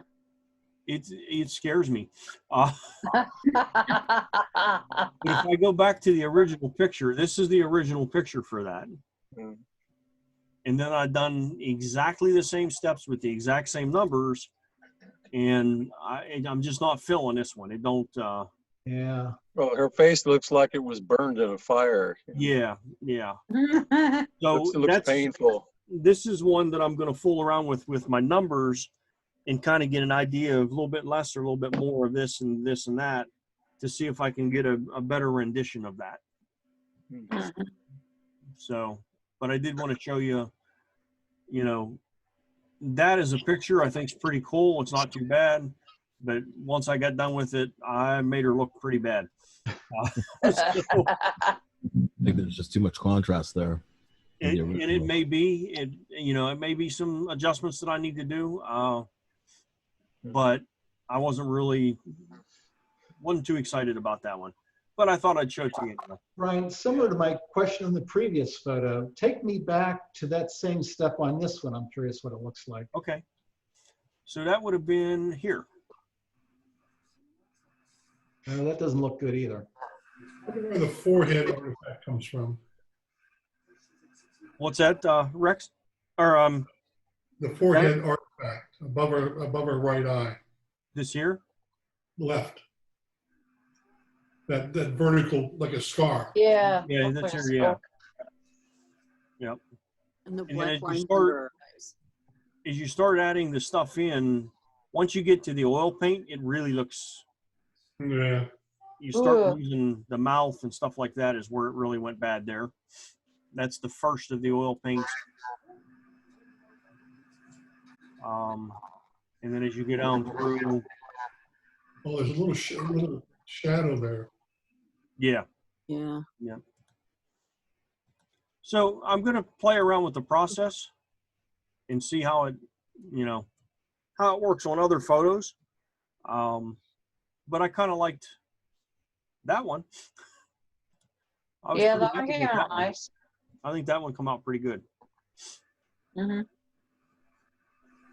Well, getting back to what Dennis was alluding to, this photo, the base photo itself, the lighting is really good on it. And it's all, This one here? yeah, like the original photo of this one, the lighting, go back to the background layer. I mean, Yeah, that lighting's real it's even. really nice lighting. Oh, yeah, yeah. So it's as with everything, it's a process you have to work on. But that one came out pretty good. I was happy with that one, and I was able to duplicate that one several times and get the same results. So the other one I tried multiple times and I never got it to look. Ugh, that scares me. I never got it to look what I wanted it to look like. So It'd be curious to see what it looks like on some type of a landscape. yeah, and like I said, I want to try that on something like that. Actually, we got some time. Let's try it. Well, while you're doing it, this kind of reminds me, I forget which one of it might have been one of the photo shows at Latrobe Arts Center, where there were items that were identified as photos, but looked to me more like paintings. Yeah. I wonder if they use, similar technique. Could be. They I know might, there's a lot of people who will use Painter Essentials and some other stuff to make photos into kind of paintings.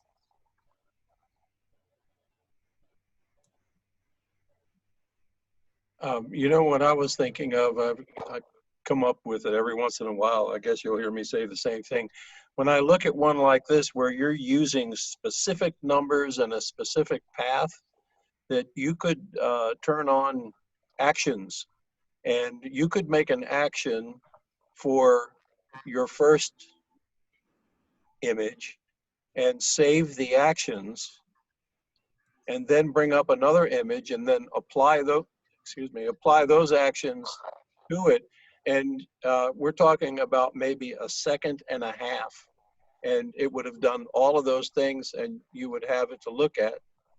And once you have all those steps done, you could go back and then begin making the tests, changing one layer or another.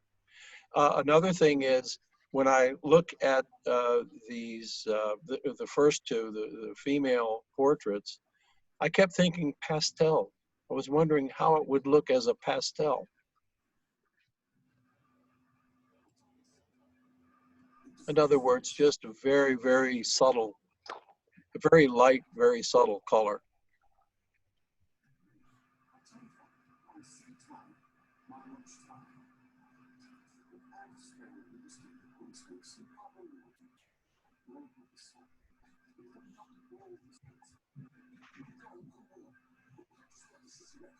go ahead and keep talking while I'm working, guys. Okay. Saturation. I'm just watching.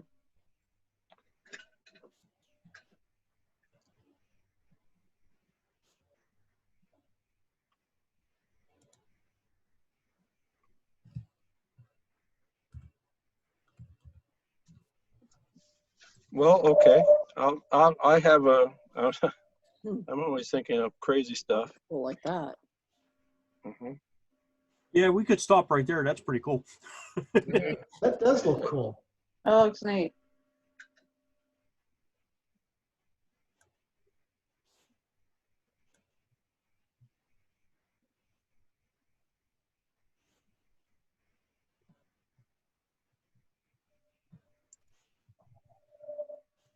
Well, the thought that I had was that, of course, you have to,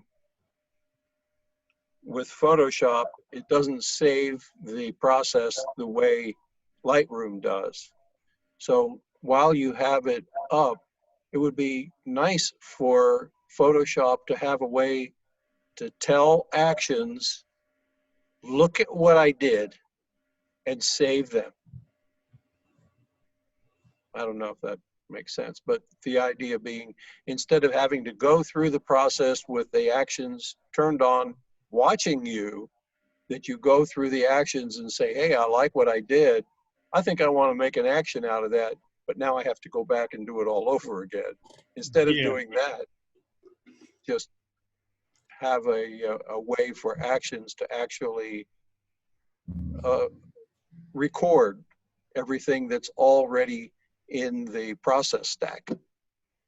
So as what Rex is saying, in an action, you wouldn't even have to do that as separate steps for this. You could make an action called cartoon and have it record because I use very specific numbers. So if those numbers worked on everything, you could put those have it record right from the beginning. From I've opened my image, I go up and I click play on my action. It duplicates, it does all the work, it duplicates, it does all the work, it finishes up, and boom, there you are, it's done. So Photoshop has that capability, and I use actions from time to time. I have several in here. I have one for signature. I have a couple in here. Some of these are stock. I haven't added any in this one for a while. My older versions of Photoshop had about 12 actions in them here. And I like frames. Frames. I have some for frames. Okay, yeah. And I honestly don't know what action number 1 is, so I'm not going to click on it because I don't remember what that does. But it's pretty cool, and I can actually maybe we can add that in. Well, we'll be talking about that in Photoshop class very shortly. We'll talk about how to make an action for doing things that you like to do. Like I said, one of mine is putting a signature on it.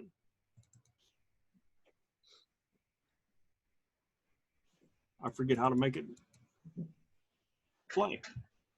Well, click on it first to get it open, or no, you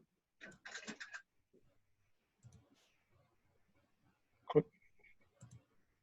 There should be a at the. Are you in actions? Yeah. There should be at the bottom of.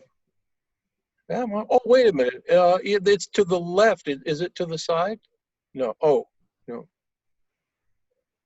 Oh, there's nothing left in my. I evidently deleted that action because there's nothing in there. And Yeah. So the operation. Go ahead. I'm sorry. I removed the operations out of it. This other action, the one that said action 1, I didn't know what it was. That was a save and close action that I made. So I could save and close a whole bunch of pictures at one after another. Yeah, see, now you can show them. That's what appears at the bottom down there. There's the circle down there would be the record. It'll turn red. That means it's turned on when you press that. The one to the right, a little delta, is a play the action. In other words, once you've illuminated one in those stacks, if you press that, it will start playing the action and you'll see it go to work. Yeah. And actually in the other mode that I had on, which is called button mode, you just come in here and click. If there was more information in signature, when I came in and clicked on that, it would do the action automatically. So you don't have to go to the play button. But I don't have anything in there. So I'll work on some actions and we'll show that at another meeting. Anyhow, I think this one came out pretty decent. That's interesting. Yeah. It does. Yeah. The only thing I don't like is that you can't really see the bridge now. Hmm. Sure, You can Pinky. kind of roof. see Well, if it was- the roof it of was the a- bridge. Yeah. If it was a 30 by 40, you probably could. Yeah. That's not too bad though. It's interesting. So Yeah, it is. It So looks neat.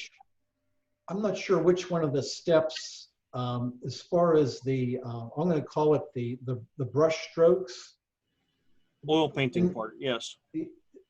Particularly in the sky, you can kind of see it. Well, I guess the shrubbery as well. It seems like if you could reduce the size of the strokes, it would maybe compromise between being exaggerated like this is and the regular photo. Right. It would be more subtle, I guess. Yep. Okay.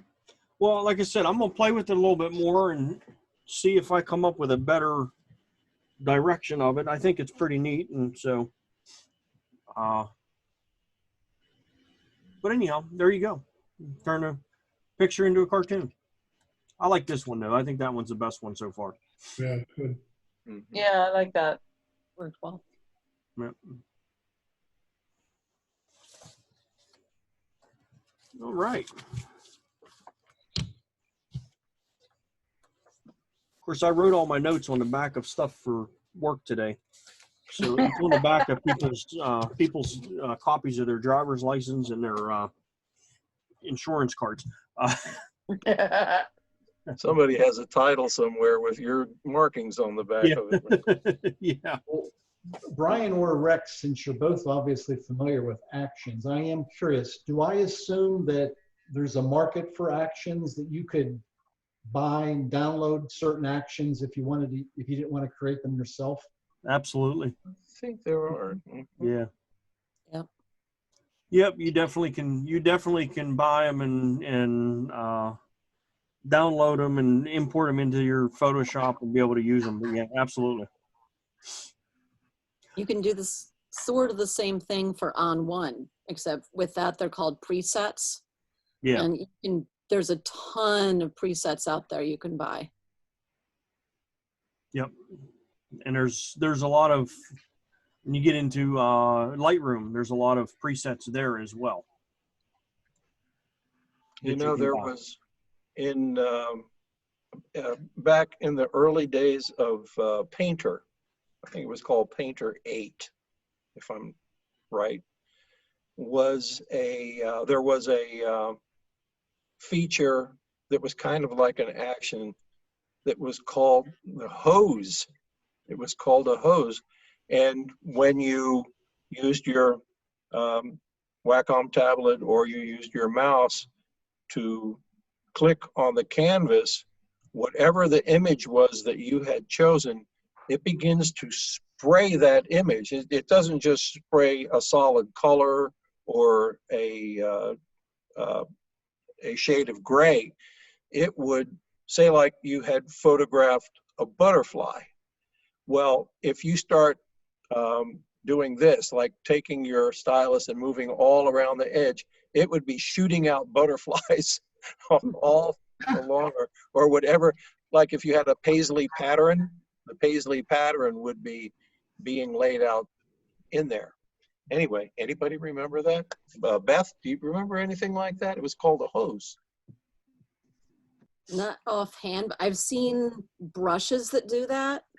Ah, okay. Like more recently, and I've got Painter Essentials, and I think it does something like that. I don't know it that well. I should know how to use it better than I do by now, but. Mm-hmm. Yeah. We have rain outside. Just a thought. Yep. Well, I cooked burgers on the grill this evening in a drizzle. It wasn't bad. Yeah, I'd put the burgers on the grill, I'd close the grill and run up on the deck and sit there until it was time to turn them over. yeah, you got your three-minute timer. That's what I use.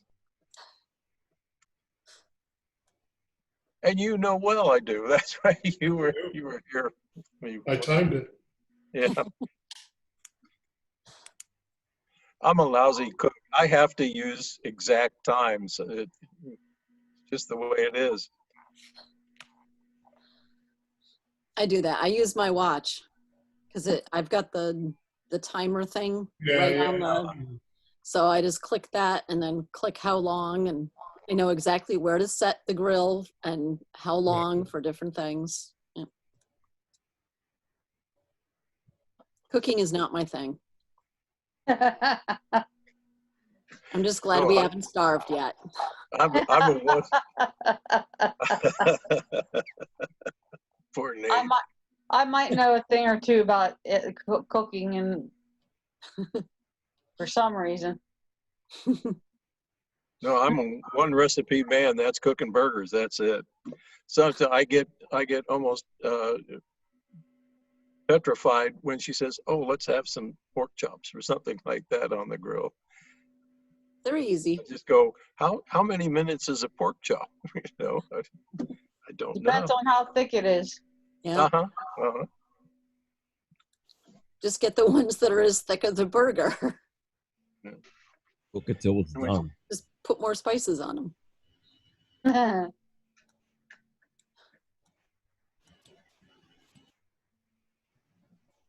Boil water, cook burgers. That's it. And that's only cooking burgers on that grill. I mean, the stove is like looking at a section of Photoshop I've never used, you know.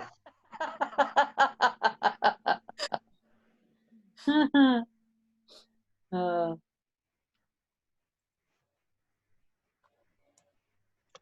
Okay, I'm going to do that. I'm going to try what you just did, Brian. I'm going to try what you just described. I'm going to see what I can get with it, and I'll put something out there for you all to laugh at.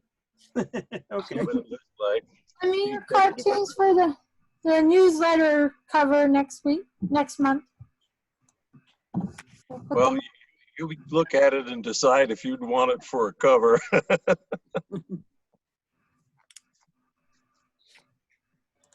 I'll take one of my models.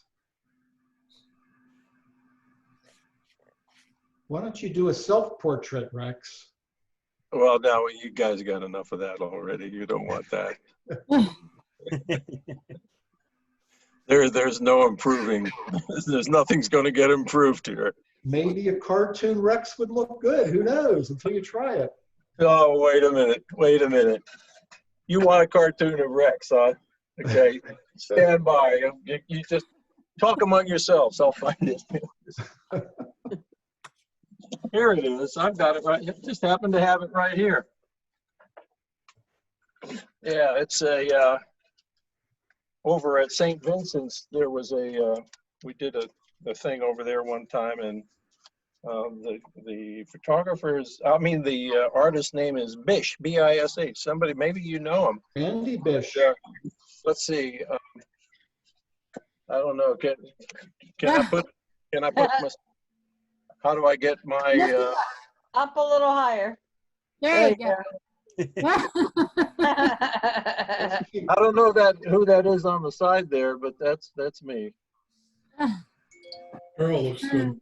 That's Carol. Oh, there it goes. Anyway, we had that done. It was just a campaign. Rex, in case you didn't know, Randy Bish used to do the editorial cartoons in a trip. Yeah. Yeah. Mm-hmm. Well, this is the original that he did for Carol and me. Just a coincidence. I happen to have it right here.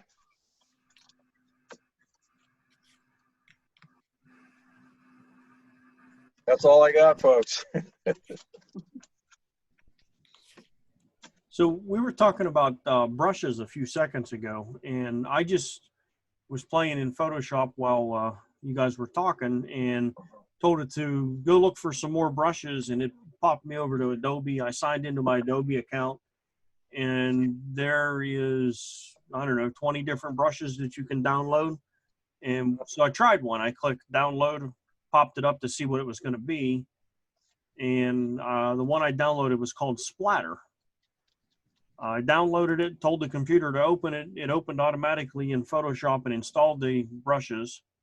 And I'm going to show you those brushes here in just 1 second. And then as soon as I can figure out where I put them at. Brushes. Okay. So let me show you those. And this, it didn't cost me anything. It just did it. So in my brushes, I downloaded what was called a splatter brushes. And it gave me all of those brushes Oh, wow. from Photoshop or from Adobe. Now in your Adobe brushes, you have your general brushes. Dry media is in there. You have wet media. These are ones that would come in Photoshop automatically. You have some special effects ones. And then I just added this splatter brush ones all in there.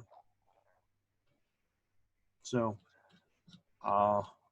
and I'll actually you guys should see Adobe right now.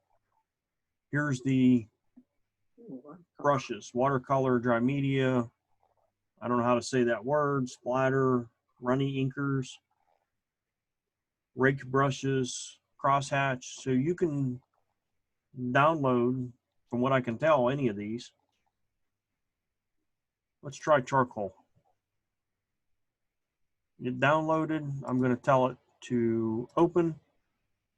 Oh, looky there. There's charcoal brushes. Right in Photoshop. Added right to Photoshop automatically. So Could you apply one just to see what it looks like? sure. Let's do that brush and let's go to our, let's just hide these real quick.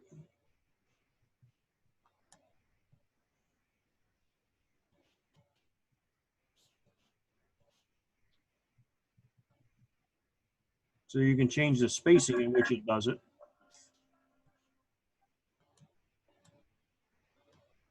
Hello? See it?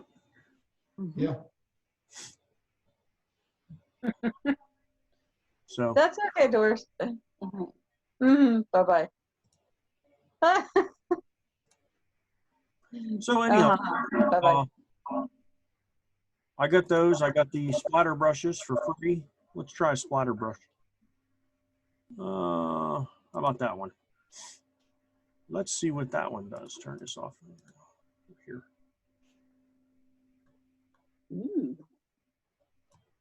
There you go. Actually, that's pretty cool, that one. So options.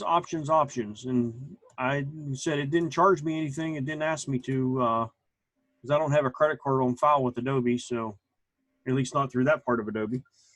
So I got those ones for free.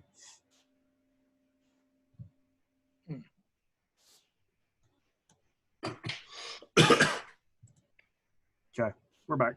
Cool.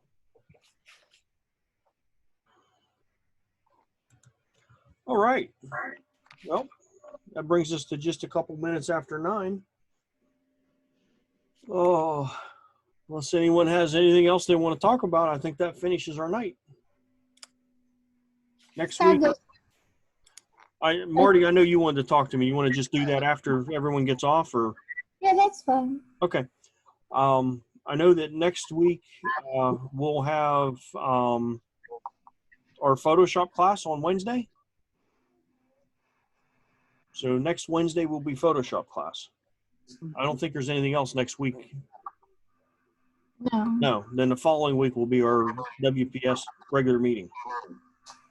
Yes. Yeah. I think all of you guys are aware, but there'll be no more WPS meetings at St. Vincent this year. Yeah. I think I made that announcement. I think everyone here was already on here, maybe. That will hopefully resume next year, but right now that's not going to happen this year. So we're going to continue with virtual stuff and keep going along. Okay. All right. Thanks, Brian. Thank you, guys. Anyone else have any last minute or anything? If not, we'll call it night. Okay, Rick signing off. Bye, everybody. All right. Everybody, this is Rob signing off. Bye. Thanks, Brian. Yep, Thanks. you're welcome. Thanks, Good guys. night, Suzanne.